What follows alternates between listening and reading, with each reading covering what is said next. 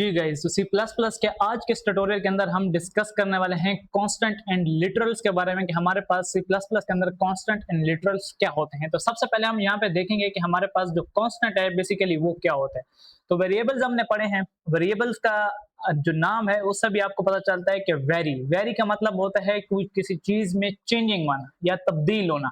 तो वहीं पे अगर हम कांस्टेंट की बात करते हैं तो वो कहता है कि a constant is a value that can not be changed once it is assigned. मतलब कि कांस्टेंट ऐसी चीज है जब उसको कोई वैल्यू असाइन कर दी जाती है तो फिर दोबारा आप प्रोग्राम के अंदर उसके वैल्यूज को कहीं और जगह पर चेंज नहीं कर सकते। मतलब जिस जगह पे आपने असाइन की है ना वैल्यू, फर्ज करें कि आपने a इज इक्वल टू 10 लिख दिया कांस्टेंट के अंदर, a इज इक्वल टू 10 लिख दिया और आप बहुत नीचे हैं अपने प्रोग्राम के अंदर, बहुत ज्यादा नीचे, मतलब कि आपका प्रोग्राम कोई 2-3 हजार लाइन का है और आपने शुरू शुरू में जो है वो a इज इक्वल टू 10 जो है वो डिक्लेयर किया है या असाइन किया है as a constant variable, constant जो है हमारे पास, ठीक है। तो आप कहीं पे नीचे हैं और आप चाहते हैं कि आप a की वैल्यू के अंदर चेंज करना चाहते हैं वहीं पे उसी लाइन के अंदर, ठीक है, जो जहां जिस जगह पे आप अभी मौजूद है। तो वहां पे अगर आप लिखेंगे ना a इज इक्वल टू 20 तो वहां पे आप चेंजिंग नहीं कर सकेंगे। क्यों? क्योंकि यहाँ पे वो क्या कहता है कि कांस्टेंट वैल्यू जब एक बार असाइन हो जाए तो फिर वो चेंज नहीं होती। तो यहाँ पे वो कहता है कि अनलाइक वेरिएबल्स, जैसे हमारे पास वेरिएबल्स होते हैं उस तरह आप चेंजिंग नहीं कर सकते। ट्राइंग टू मॉडिफाई, यहाँ पे वो क्या कहता है, trying to modify a constant will cause a compiler error, कि अगर आप जो है वो इसके अंदर चेंजिंग करेंगे कांस्टेंट के अंदर तो आपको जो कंपाइलर है वो आपको एरर देगा, ठीक है। तो वो कहता है कि वेरिएबल्स की तरह जो चेंजिंग होती है वो यहाँ पे कांस्टेंट के अंदर जो है वो आप नहीं कर सकते, सही है। तो अब यहाँ पे वो कहता है कि हम कांस्टेंट को जो है वो किस तरह जो है वो डिक्लेयर कर सकते हैं। तो यहाँ पे हमारे पास there are two main ways, ठीक है, हमारे पास दो ऐसे तरीके हैं जिसके थ्रू जो है हम कांस्टेंट को क्या कर सकते हैं, डिक्लेयर कर सकते हैं। तो सबसे पहले मैं क्या करता हूँ, अपने प्रोग्रामिंग फाइल में आता हूँ और यहाँ पे मैं लिखता हूँ हैश इंक्लूड आईओ स्ट्रीम, ठीक है, ये मैंने लिख लिया यूजिंग नेम स्पेस एसटीडी, ठीक है। और यहाँ पे मैं क्या लिखता हूँ, इंट मेन, एंड यहाँ पे मैं क्या लिखता हूँ, रिटर्न 0, सही है। तो ये मैंने यहाँ पे लिख लिया एंड देन अब हम यहाँ पे क्या करेंगे, अब हम बनाएंगे कांस्टेंट। तो कांस्टेंट को बनाने के जो हमारे पास पहला मेथड है वो क्या है कि हम जो है यहाँ पे क्या लिखें, कांस्टेंट, ठीक है, जहाँ पे हम पहले वेरिएबल का डेटा टाइप लिखते थे, अब यहाँ पे हमने पहले क्या लिखना है, कांस्टेंट लिखना है और फिर हमने यहाँ पे डेटा टाइप लिखना है, फिर हमने वो वेरिएबल बनाना मतलब उसका कोई ना कोई नाम रखना है एंड यहाँ पे फिर हमने क्या रखना है, वैल्यू रखनी है, ठीक है। अब यहाँ पे बहुत ही ज्यादा सिंपल है, आपने पहले क्या करना है, आपने पहले बनाना है यहाँ पे कॉन्स्ट, ठीक है, क्या लिखना है, कॉन्स्ट, ठीक है। ये होता बिल्कुल वेरिएबल की तरह वेरिएबल ही है, बस हम क्या कर देते हैं, हम शुरू में कांस्टेंट लिख देते हैं, मतलब कॉन्स्ट लिख देते हैं। इसका मतलब क्या होता है कि ये कांस्टेंट बन जाता है, फिर इसके अंदर हम चेंजिंग नहीं कर सकते। तो मैंने यहाँ पे लिखा const int a is equal to 10, ये मैंने यहाँ पे लिख दिया, ठीक है। मैंने यहाँ पे क्या लिखा, const int a is equal to 10। अब जो आपके जो लेक्चर है, जो नोट्स हैं, उसके अंदर वहां पे और एग्जांपल है, मैं यहाँ पे आपको और भी ज्यादा जो है वो सिंपल करके जो है वो समझा रहा हूँ, सही है। तो यहाँ पे मैंने लिख दिया const int a is equal to 10। अब यहाँ पे मैं क्या करता हूँ, मैं लिखता हूँ यहाँ पे सी आउट और सी आउट में मैं यहाँ पे a को प्रिंट करता हूँ एंड एंडल में लिखता हूँ, ठीक है, और मैं यहाँ पे इसको खत्म करता हूँ। अब जैसे मैं यहाँ पे इसको रन करूंगा ना तो अब आप देखना हमारे पास जो है ये किस तरह से काम करेगा, ठीक है। तो यहाँ पे आप देखें मेरे पास ये जो 10 है ये मेरे पास क्या हो गया है, यहाँ पे ये मेरे पास प्रिंट हो गया है, ठीक है, ठीक है, मेरे पास 10 प्रिंट हो गया। अगर अब मैं इस a की वैल्यू के अंदर यहाँ पे नीचे चेंजिंग करना चाहता हूँ, जैसे कि यहाँ पे मेरे पास लिखा है, ये मेरे पास यहाँ पे लिखा है, लेकिन मैं चेंजिंग यहाँ पे नीचे करना चाहता हूँ, मैं a इज इक्वल टू 20 करना चाहता हूँ। यहाँ पे जैसे ही मैं a इज इक्वल टू 20 करूंगा ना तो आप देखिए मुझे यहाँ पे कंपाइल टाइम एरर मिल रहा है। ये जहाँ पे आप देखें नीचे मेरे पास a के नीचे रेड लाइन आ रही है, अगर आप यहाँ पे देखें और करें तो यहाँ पे a के नीचे मेरे पास क्या आ रही है, रेड लाइन आ रही है, मतलब कि मैं ऐसा नहीं कर सकता। अगर मैं ऐसा करना चाहूं भी और जब मैं रन करूंगा ना, देखें मैं यहाँ पे ये वाली लाइन यहाँ पे नीचे भी लिखता हूँ, ठीक है। अब यहाँ पे मैं इसको रन करना चाहता हूँ, अब ये मैंने ऐसा लिखा ना, ठीक है।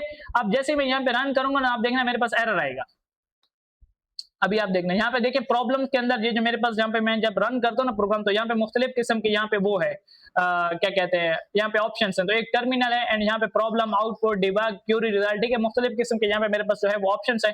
यहाँ पे प्रॉब्लम के साथ 1 लिखा हुआ है, मतलब कि मेरे प्रोग्राम में कोई ना कोई प्रॉब्लम है। और जब मैंने यहाँ पे रन किया अपना प्रोग्राम, तो यहाँ पे देखिए उसने मुझे यहाँ पे एरर दी है, ये देखो एरर, ठीक है। यहाँ पे उसने क्या लिखा है, इन फंक्शन इंट मेन, जो मेन फंक्शन है आपका, इसके अंदर एक एरर है। यहाँ पे उसने ये भी बताया है कि एरर क्या है, assignment of read only variable. आपने ऐसे वेरिएबल को चेंज करने की कोशिश की है जो कि सिर्फ रीड ओनली है, जिसको आप डिस्प्ले तो कर सकते हैं लेकिन उसके अंदर कोई चेंजिंग नहीं कर सकते क्योंकि वो कांस्टेंट है। तो इसी वजह से यहाँ पे मेरे पास एरर आ रहा है। अगर मैं यहाँ पे प्रॉब्लम में जाता हूँ ना यहाँ पे, तो यहाँ पे देखें ये मुझे बता रहा है कि मेरे पास कौन सी लाइन के अंदर, यहाँ पे देखें लाइन नंबर 8 कॉलम नंबर 5, ठीक है। यहाँ पे वो कहता है कि आपके पास जो है वो क्या है, expression must be modifiable value, ठीक है। यहाँ पे वो कहता है कि आपने कुछ ऐसा काम किया है, कोई वैल्यू को मॉडिफाई करने की कोशिश की है जो कि नहीं हो सकती। तो यहाँ पे वो कहता है कि आपके पास जो है वो प्रॉब्लम है, यहाँ पे एरर है। तो जब मैं यहाँ पे जाऊंगा तो आप देखें यहाँ पे मेरे पास जो है वो क्या है, यहाँ पे मेरे पास एरर आया है, ठीक है। इसी वजह से यहाँ पे मेरे पास एरर आ रहा है। तो अगर यहाँ पे फर्ज करो कि ये कांस्टेंट ना होता, ये वेरिएबल जो है वो कांस्टेंट ना होता, जैसे कि मैं यहाँ पे एक और, अब मैं इसको तो फिलहाल यहाँ पे कमेंट आउट करता हूँ क्योंकि मैं इसको भी यहाँ पे सारा कमेंट आउट करता हूँ। अगर मैं यहाँ पे बात करता हूँ ना नॉर्मल वेरिएबल की, अगर मैं नॉर्मल वेरिएबल बनाता हूँ ना, int b is equal to 30, ठीक है, ये मैंने b इज इक्वल टू 30 दिया एंड यहाँ पे मैं इसको डुप्लीकेट करता हूँ एंड यहाँ पे लिखता हूँ सी आउट में b मैंने यहाँ पे लिख दिया। अब यहाँ पे मैं अगर b की वैल्यू के अंदर चेंज करूं, b इज इक्वल टू, मैं यहाँ पे पहले मैंने 30 लिखा हुआ है, मैं अब यहाँ पे 50 कर देता हूँ और यहाँ पे मैं दोबारा से सी आउट और इसके अंदर मैं यहाँ पे b लिखता हूँ एंड एंडल लिख लेता हूँ, ठीक है। अब अगर आप यहाँ पे गौर करें तो मेरे पास कोई एरर नहीं आया, मैंने b की वैल्यू के अंदर चेंज किया, पहले मैंने b को 30 दिया, फिर मैंने b को वैल्यू 50 कर दी और मैंने दोबारा से b को यहाँ पे प्रिंट भी किया है। तो यहाँ पे मेरे पास जो है वो कोई एरर नहीं है, क्यों? क्योंकि ये नॉर्मल वेरिएबल है और ये चेंज हो सकता है। अब यहाँ पे अगर बात करते हैं ना कांस्टेंट को, तो कांस्टेंट को चेंज करने का यही एक तरीका है कि जहां पे आपने उसको वैल्यू असाइन की है, यहाँ पे आप चेंज करें। अगर मैं यहाँ पे चेंज करूँ तो फिर कोई मसला नहीं है, लेकिन अगर एक बार यहाँ पे मैंने देखो, अब मैंने यहाँ पे वैल्यू असाइन कर दी है ना, अब अगर मैं नीचे चेंज करूंगा तो फिर प्रॉब्लम आएगी, सही है। तो ये जो है आपने इस बात का बहुत ख्याल रखना है, सही है। एक बार मैं आपको रन करके भी यहाँ पे चेक करा देता हूँ। तो अब आप देखना जो कांस्टेंट की वैल्यू पहले 10 थी, अब वो 30 हो जाएगी क्योंकि मैंने उसको वहीं पे चेंज किया है। एंड यहाँ पे अगर b की बात करें कि b की वैल्यू यहाँ पे 30 है एंड यहाँ पे b की वैल्यू मैंने 50 कर दी, तो यहाँ पे मेरे पास b की वैल्यू क्या हो गई है, 50 हो गई है, सही है। हम मजीद देखते हैं कि हमारे पास यहाँ पे कांस्टेंट को यहाँ पे क्या कहते हैं इनिशियलाइज करने का दूसरा हमारे पास कौन सा तरीकेकार है, ठीक है, कांस्टेंट के वैल्यू यहाँ पे बनाने का। तो यहाँ पे हमारे पास ये एक तरीकेकार है अगर हम कोई कांस्टेंट बनाना चाहते हैं, मतलब कि अगर आप दूसरी चीजों में नहीं पढ़ना चाहते ये जो डेटा टाइप्स वाली हैं, तो देन आप जो है वो इस तरह से यहाँ पे क्या कर सकते हैं, दूसरे मेथड को भी यूज कर सकते हैं कांस्टेंट बनाने के लिए।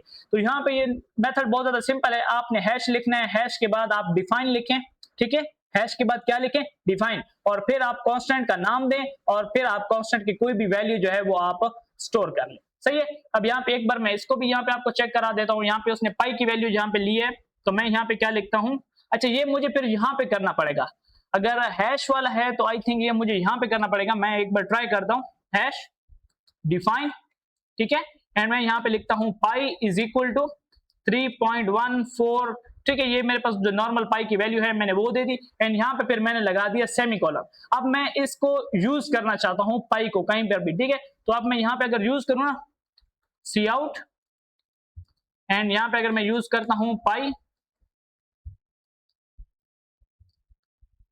एंडल, ठीक है, एंड मैंने यहाँ पे कुछ गलती की है क्या, यहाँ पे गलती तो मैंने कोई नहीं की। एंड देखते हैं यहाँ पे हम इसको कैसे यूज कर सकते हैं, पाई पाई पाई पाई पाई, अच्छा इसको यहाँ पे उसने एक इस तरीके से बनाया है, दूसरे तरीके से इसने बनाया नहीं है, लेकिन इसको हम यूज करना देखना पड़ेगा कि इसको हम कैसे यूज करते हैं। प्री प्रोसेस मैक्रो, ठीक है, अच्छा यहाँ पे इक्वल नहीं है ना, सॉरी मैंने यहाँ पे ये गलत लिखा है, ठीक है, अगर ऐसे मैं लिखूं, हाँ अब जो है यहाँ पे मेरे पास सही है। एंड यहाँ पे क्यों एरर आ रहा है, एक्सपेक्टेड एन एक्सप्रेशन, अच्छा, इसको फिर आप किसी न किसी एक्सप्रेशन में यूज करेंगे, ठीक है। तो यहाँ पे अगर मैं कुछ और लगा दूं, जैसे कि कोई रेडियस, यहाँ पे रेडियस मेरे पास है नहीं, तो मैं यहाँ पे एक रेडियस की कोई वैल्यू बना लेता हूँ, ठीक है। मैं यहाँ पे इंट रेडियस यहाँ पे इक्वल टू, एंड यहाँ पे मैं 10 रेडियस दे देता हूँ, ठीक है, सर्कल के साथ। तो रेडियस यहाँ पे हो गया है मेरे पास, parent of must be a pointer but has type int, ठीक है। अच्छा, ये जो है आपके पास पॉइंटर बन जाएगा, तो ये पॉइंटर वाला जब हम जाएंगे तो वहां पे पॉइंटर के अंदर हम इस चीज को देख लेंगे। बाकी फिलहाल जो है आप इस तरह से जो है वो कांस्टेंट को यहाँ पे बनाए, ठीक है। यहाँ पे जो नोट्स है उसमें भी मैंने ऐसा लिखा है, लेकिन ये डिफाइन वाला जो है ये हम क्योंकि यहाँ पे ये डायरेक्ट जो है वो बेसिकली एड्रेस पे स्टोर हो रहा है, तो यहाँ पे डायरेक्ट हमारे पास एड्रेस हो रहा है, जो कि हम पॉइंटर के जो हमारे पास ट्यूटोरियल्स है, जो कि हमारे पास तकरीबन लगभग 6-7 ट्यूटोरियल्स बनेंगे पॉइंटर वाले, तो उसके अंदर हम इस चीज को डिस्कस करेंगे। क्योंकि यहाँ पे अगर आप देखें ना, तो मैं जैसे इसके ऊपर अपना कर्सर लेके जाता हूँ, तो यहाँ पे वो कहता है पेरेंट ऑफ परसेंट, यहाँ पे जो हमारे पास ये है ना, क्या कहते हैं, स्टेरिक है मेरे पास, must be a pointer but has type int, यहाँ पे ये है पॉइंटर, लेकिन आपने इसको जो है वो क्या टाइप दे दी, यहाँ पे आपने इसको इंटीजर टाइप दे दी, तो इस वजह से यहाँ पे जो है वो एरर कर रहा है। तो हम फिर बाद में इसको जो है वो डिस्कस करते हैं, सही है। यहाँ पे फिलहाल मैं इसको यहाँ पे कमेंट आउट करता हूँ, एंड यहाँ पे इस चीज को भी मैं यहाँ पे कमेंट आउट करता हूँ, ठीक है। पहले हम बाकी चीजें देख लेते हैं, एंड देन लास्ट में हम इस चीज को भी जो है वो क्लियर कर लेंगे, ठीक है। बाकी यहाँ पे ये चीज हमने अभी यहाँ पे परफॉर्म कर ली है, ठीक है, कि हम कांस्टेंट जो है वो किस तरह से डिक्लेयर करते हैं।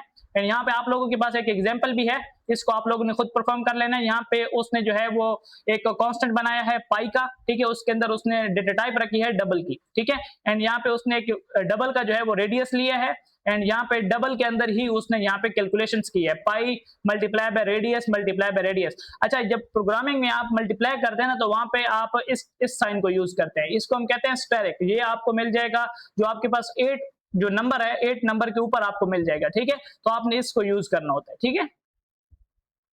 अब यहाँ पे कहते हैं कि what happen if you try to change a constant, वो तो मैंने आपको बता दिया कि अगर हम कांस्टेंट की वैल्यू एक जगह पे लिख देते हैं, एंड देन अगर हम उसके अंदर कोई चेंजिंग करते हैं, तो वहां पे हमारे पास जो है वो कंपाइलेशन जो है वो एरर आ जाता है। एंड यहाँ पे बात कहता है कि कांस्टेंट वर्सेस हैश डिफाइन की, तो यहाँ पे वो कहता है कि ये जो चीज है इनका यहाँ पे उसने डिफरेंस किया है। तो यहाँ पे हम देख लेते हैं, constant yes has a data type, constant की यहाँ पे डेटा टाइप होती है, and hash define no simple text replacement, ठीक है।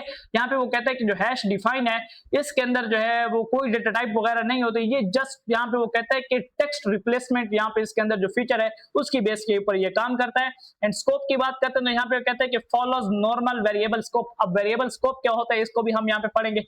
बेसिकली जो हमारे पास ब्रैकेट्स होती है ना, ये जो मेन फंक्शन की ब्रैकेट है, अगर हम ये देखो यहाँ पे अगर हम कोई वेरिएबल इस ब्रैकेट के अंदर बनाएंगे तो उसका जो स्कोप है, मतलब उसको जो जहां पे हम यूज कर सकते हैं वो कहां तक कर सकते हैं, जहां पे इस ब्रैकेट का जो क्लोजिंग पार्ट है वहां तक। मतलब अगर मैं यहाँ पे शुरू में कोई वेरिएबल बनाता हूं तो उसको मैं सिर्फ और सिर्फ इस ब्रैकेट के अंदर तक यूज कर सकता हूं। इस ब्रैकेट के बाहर अगर मेरे पास कोई फंक्शंस या बाकी कोई मेरे पास अगर प्रोग्राम है भी सही या बाकी कोई मेरे पास अगर कोड है, तो वहां पे अगर मुझे उस वेरिएबल की वैल्यू की जरूरत है तो मैं उसको वहां पे यूज नहीं कर सकता। क्यों? क्योंकि इसका जो स्कोप है वो बेसिकली यहाँ जिस फंक्शन की ब्रैकेट्स के अंदर होगा, जिस फंक्शन की बॉडी के अंदर होगा उतना तक ही रहेगा, ठीक है। यहाँ इस ब्रैकेट के अंदर तक ही इसका स्कोप रहेगा, ठीक है।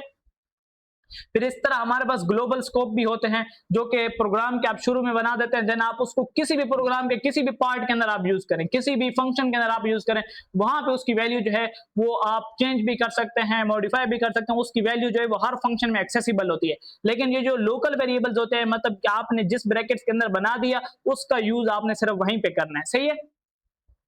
ये हो गया हमारे पास।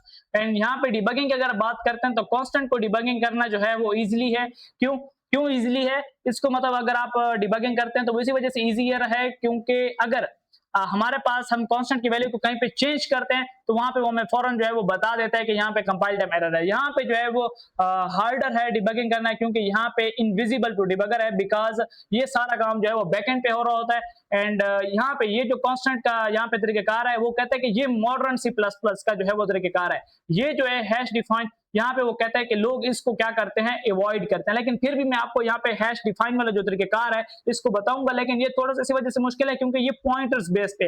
अब पॉइंटर्स की अगर मैं बात करूं तो ये डायरेक्टली जो आपकी मेमोरी के अंदर जो एड्रेसेस होते हैं ना, जो कि हमारे पास मुख्तलिफ किस्म के कैरेक्टर्स के अंदर होते हैं, जैसे कि hash A B C and X E and यहाँ पे मुख्तलिफ किस्म के उसके अंदर कोई नंबर्स भी आ जाएंगे और बहुत बड़ा एड्रेस होता है, ठीक है, उसको हम हेक्साडेसिमल वैल्यू कहते हैं। तो उसके अंदर होते हैं और उसको याद करना बहुत ज्यादा मुश्किल होता है, ठीक है। तो वहां पे इसी वजह से यहाँ पे अब हैश डिफाइन वाला जो फीचर है इसको अब लोग यूज नहीं करते, ये मॉडर्न सी प्लस प्लस में यूज नहीं किया जाता, ठीक है। तो यहाँ पे अब जो हम यूज करते हैं वो होता है कांस्टेंट। अब यहाँ पे हम लिटरल की बात करते हैं कि हमारे पास लिटरल जो है वो बेसिकली क्या है, अ literal is the actual value you right directly in the code. Literal आपके पास वो एक्चुअल वैल्यूज हैं जो कि आप डायरेक्ट जो है अपने कोड के अंदर लिखते हैं, ठीक है। अब यहाँ पे वो कहता है कि मुख्तलिफ टाइप के जो है वो आपके पास लिटरल्स हैं, एक इंटीजर लिटरल है आपके पास, एक फ्लोटिंग लिटरल है, ठीक है, कैरेक्टर लिटरल्स होते हैं, स्ट्रिंग लिटरल्स होते हैं एंड बुलियन लिटरल्स जो है वो आपके पास होते हैं। अब ये वो चीजें हैं जो कि हम डायरेक्ट जो है वो कोड के अंदर यूज करते हैं, कैसे, ठीक है, हम कैसे यूज करते हैं। देखिए अब यहाँ पे तो मैं वैल्यू यूज कर रहा था, पहले वेरिएबल के अंदर स्टोर कर रहा था एंड देन मैं उनको यूज कर रहा था, मैं ऐसे भी तो कर सकता हूं ना, ठीक है, सी आउट, ठीक है, एंड यहाँ पे मैं डायरेक्ट जो है वो 70 लिख दूं, क्या लिख दूं 70। तो ये मेरे पास क्या होगा, ये मेरे पास होगा, ये जो है मेरे पास क्या है, इंटीजर लिटरल है। क्यों, क्योंकि ये मेरे पास डायरेक्टली वैल्यू है जो कि मैंने कोड के अंदर यूज किया, ना मैंने इसको किसी वेरिएबल के अंदर डाला है, मैंने डायरेक्ट इसको जो है वो यूज किया, ठीक है। तो अब जैसे मैं इसको यहाँ पे रन करूंगा तो आप देखना मेरे पास 70 जो है वो एज इट इज जो है वो मेरे पास यहाँ पे प्रिंट होगा। ये देखो मेरे पास यहाँ पे 70 जो है वो क्या हो रहा है, एज इट इज प्रिंट हो रहा है, ठीक है। तो ये मेरे पास इंटीजर लिटरल्स है। इसी तरह मजीद जो है स्ट्रिंग वाले भी हम नॉर्मल यूज करते रहते हैं। स्ट्रिंग को आपने देखा था ना कि हम यहाँ पे डायरेक्ट जो है वो जैसे हेलो वर्ल्ड हमने अपने पहले प्रोग्राम में लिखा था हेलो वर्ल्ड, तो वो हमारे पास जो है वो स्ट्रिंग लिटरल था। अगर यहाँ पे मैं कोई कैरेक्टर लिख देता हूँ जैसे कैसे, ठीक है, यहाँ पे इसके अंदर मैं कोई कैरेक्टर लिख देता हूं जैसे कि W, मैंने यहाँ पे W लिख दिया तो ये मेरे पास कैरेक्टर लिटरल्स बन गए, ठीक है। ऐसी वैल्यूज, एक्चुअल वैल्यूज जो कि आप डायरेक्टली अपने कोड के अंदर क्या करते हैं, यूज करते हैं। तो अब हम यहाँ पे चैट जीपीटी के अंदर जो है वो यहाँ पे देख लेते हैं कि हम जो वो हैश डिफाइन वाला जो फीचर है उसको हम यहाँ पे कैसे यूज कर सकते हैं, जो कि हमारे पास कॉन्स्टेंट वाला है, ठीक है। मैं यहाँ पे वेबसाइट ओपन कर ली, मैं यहाँ पे चैट जीपीटी सर्च कर रहा था, मैंने यहाँ पे इसको ओपन कर लिया एंड यहाँ पे बगैर लॉगिन किए जस्ट हम हैश डिफाइन वाले फीचर को जो है वो यूज करेंगे। मैं से कहता हूं कि हैश डिफाइन के जरिए से, सही है, मैं पहले यहाँ पे लॉगिन वाले को कट आउट करता हूं, के जरिए से सी प्लस प्लस के अंदर कांस्टेंट को कैसे डिक्लेयर एंड यूज किया जाता है, ठीक है, इन सिंपल एग्जाम्पल, ठीक है। मैंने यहाँ पे उसको बोला है कि हम एक सिंपल सी एग्जांपल दे दो कि हम हैश डिफाइन वाले जो पुराना जो फीचर है उसको कैसे यूज कर सकते हैं। तो यहाँ पे उसने लिखा है कि आपने हैश डिफाइन लिखना है, देन यहाँ पे आपने कांस्टेंट का नेम, फिर आपने वैल्यू लिख देनी है और उसको यूज करने का तरीकाकार उसने ये बताया कि आपने इसको स्टैंडर्ड जो यूजिंग नेम स्पेस है उससे नीचे लिखना है और नीचे लिखने के बाद आप उसको नॉर्मली जो है वो कहीं पर भी यूज कर सकते हैं। हमने भी तो ऐसे ही लिखा था, जब मैंने अगर आपको दिखाऊं तो जो हमारा प्रोग्राम है उसके अंदर मैंने ऐसा लिखा था, लेकिन मैंने एक गलती की थी, मैंने इसको स्टैंडर्ड डेविएशन से जो है वो ऊपर लिख लिया था, तो मैं इसको यहाँ पे नीचे लेके आता हूँ एंड यहाँ पे मैं यहाँ पे सेमीकोलन लगा लेता हूँ या नहीं लगाता, चलो फिर हम इसको देखते हैं, ठीक है। मैं यहाँ पे इसको कट आउट करता हूँ और यहाँ पे इसको नीचे लेके आता हूँ, सही है। यहाँ पे मैं इसको यहाँ पे लगाता हूँ और यहाँ पे इनके दरमियान से जो स्पेस है वो यहाँ पे खत्म करता हूँ। अच्छा, ये बाकी प्रोग्राम हो गया। फिलहाल मैं बाकी सारे प्रोग्राम को यहाँ पे कमेंट आउट करता हूँ। अच्छा, कमेंट आउट करने के लिए और कमेंट से हटाने के लिए मैं ऐसा करता हूँ कि सारी लाइन को सिलेक्ट करता हूँ और फिर मैं प्रेस करता हूँ control plus forward slash. Plus मैं यहाँ पे इसी वजह से बोलता हूँ कि मैंने कंट्रोल के ऊपर हाथ रख कर फॉरवर्ड स्लैश वाले जो बटन है उसको प्रेस करना होता है, ठीक है। तो यहाँ पे मैंने control plus forward slash press किया तो यहाँ पे जो है मेरे पास क्या हो गया, ये सारी चीजें कमेंट आउट हो गई। और अब अगर मैं यहाँ पे इसको एक बार यूज करूँ, ठीक है, मैं यहाँ पे नीचे यूज कर लेता हूँ, यहाँ पे एंड पे, ठीक है, मैं यहाँ पे यूज करता हूँ सी आउट एंड यहाँ पे पाई, ठीक है, एंड यहाँ पे हैंडल एंड यहाँ पे मैंने इसको यूज तो कर लिया है। हाँ, तो बेसिकली अब ये यूज हो गया है। बस मेरे से गलती ये हुई थी कि मैंने यहाँ पे हैश इंक्लूड आईओ स्ट्रीम के बाद लिखा था, बल्कि इसको आपने यहाँ पे using name space standard deviation के बाद लिखना है, ठीक है। तो अब जैसे मैं यहाँ पे इसको रन का बटन प्रेस करूंगा तो यहाँ पे ये मेरे पास रन तो हो जाएगा, लेकिन यहाँ पे एक चीज आपने याद रखनी है कि बेसिकली ये जो वैल्यू है ये बेसिकली जो है वो पॉइंटर्स की उसके तर्ज पे जो है वो स्टोर की जाती है, ठीक है। इसका कोई अपना जो है मतलब क्योंकि डेटा टाइप तो है नहीं, अब डेटा टाइप है नहीं तो फिर हम इसको वेरिएबल तो कह नहीं सकते, ठीक है, क्योंकि वेरिएबल्स को तो डेटा टाइप की जो है वो जरूरत होती है। तो यहाँ पे ये डायरेक्टली मेमोरी के एड्रेस में जाके जो है वो स्टोर होती है, ठीक है।